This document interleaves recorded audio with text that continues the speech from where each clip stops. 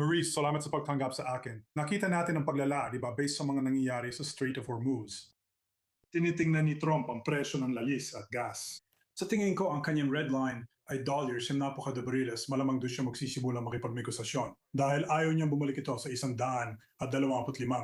Binanggit ko lang yan kasi sa tingin ko, yun lang ang hadlang kay Pangulong Trump bago ang midterm elections. Pagdating sa playbook na paulit-ulit na ginagawa ng Iran, ang mga provokasyon para makakuha ng konsesyon, hindi na natin dapat hayaang umubra ito. Ang ibig sabihin, magpunta tayo at sila sa negosasyon at bawat artikulo ay naging konsesyon para sa Iran sa memorandum ng hindi pagkakaunawaan. Ngayon na inalis na natin ang kanilang karapatan o kakayahan na magbenta ng langis sa malayang merkado, masasaktan sila niyan sa susunod na 30 araw. Dapat nating ipagpatuloy ang presyo ng militar, iwasan ang negosasyon sa loob ng 30 araw, panatilihin ang pressure sa ekonomiya at targeting ang mga pasilidad ng IRGC. Ngayon, maaaring mag-udyok yun sa Iran na atakihin ang Israel. Pero sinasabi ko sa iyo, magkaiba ang mga target set ng Israel kaysa sa atin. Ang atin ay nakatuon sa Strait of Hormuz. Ang kanila ay nakatuon sa pamunuan.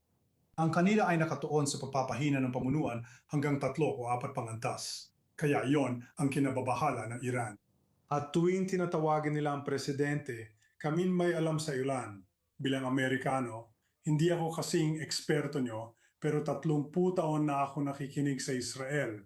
Lagi namin tanong, anong ginagawa ng presidente? Kaya gusto namin ito. Ipampatuloy at panatilihin ang economic pressure.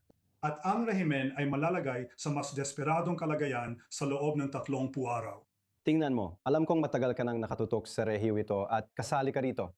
Gusto kong marinig ang opinyon mo tungkol dito.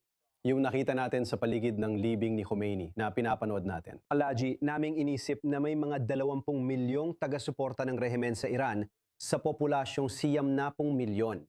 Kumpirmado siguro sa mga nakikita natin. Ang IRGC, nagsasalita sila sa mundo o kahit man lang sa sarili nilang mundo gamit ang mesyaniko at malalim na relihiyosong salita. Nakakakuha ba ulit sila ng impluensya at kapangyarihan sa panahong ito? Ano bang nakikita natin ngayong linggo? Kaya ang makikita natin ay kailangan nating alalahanin na nung napatay si Qasem Soleimani, maraming taong lumabas para sa kanyang posisyon ng libing. Maraming natuwa sa pagkamatay ni Qasem Soleimani. Sina IRGC at Basij ay sinusuri kung sino ang hindi dumalo sa rally. Inalam nila kung aling mga pamilyang Iranian ang hindi dumalo sa posisyon ng libing, hindi dumalo sa mga pakulong pabor sa rehimen, at pagkatapos ay pinarurusahan nila ang mga ito. Kaya karamihan dito ay nakabase sa kung hindi kami lalabas, pupunta ang Basij at tatanungin kami kung bakit. Kaya kailangan namin isama yon sa aming mga kalkulasyon. Sa IRGC, ISIS at Al-Qaeda, kapag tinatanggal ang mga leader, umihina sila. Dapat may papalit sa posisyon. Kailangan nilang maging mas marahas na naglalagay sa kanila sa mas malaking panganib.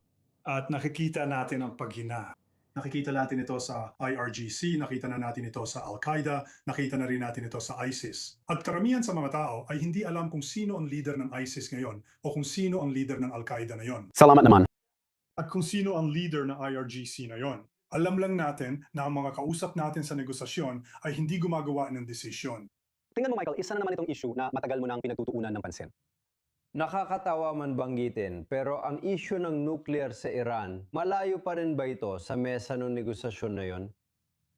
Sa totoo lang, di pa natin naranasan ang ganitong posisyon o napababa ang kanilang nuclear program hanggang sa kailangan nila hukayin ito.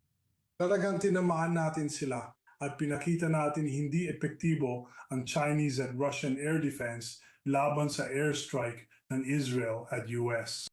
Nilagay natin sila sa posisyong ang nuclear program nila ay kapantay ng kontrol sa Strait of Hormuz. Gusto nilang kontrolin ang kipot pero hindi tayo pwede mabigay ng konsesyon para dito. Nababahala ako na baka kulang sa paninindigan ng mga kaalyado natin sa Gulpo, lalo na ang Qatar at Saudi Arabia. Hindi ako nag-aalala sa UAE, Bahrain o Kuwait. Itong mga taong ito sa camera na ipinakita lang natin sina Witkoff at Kushner, masyado silang malapit sa Qatar. Kung gusto nating malaking kasunduan, kailangan umalis sina Vance, Witkoff, Kushner at mga taga-Qatar sa negotiating team. Pati na rin ang mga Pakistani. Ibig ko sabihin, marami ring mga alegasyon at kwento tungkol sa kanila pagdating sa mga negosyo. Tama. Ako ang nagtrabaho sa pagsalakay kay Osama Bin Laden, pati na rin sa pagkuha ng sensitibong impormasyon sa lugar. At alam namin na pinoprotektahan ng IC si Osama Bin Laden. Lagi lang namin pinagtutuunan ng pansin kung sino ang nasa IC, hindi yung mga nagretiro na. Si Hamad Gul ang nagtago kay Osama Bin Laden sa Abbottabad. Totoo, sinusuportahan ng Pakistan, Qatar at Iran ang terorismo. Kailangan natin tigilan ng pag-aasta na parang hindi sila ganoon. Michael Prejon, salamat sa iyong malalim at nagbibigay linaw na pananaw sa nagbabagong sitwasyon at sa pagsama sa amin. Salamat sa pag-imbita sa akin. Pasensya na sa mahahabang sagot. Hindi, salamat din. Salamat.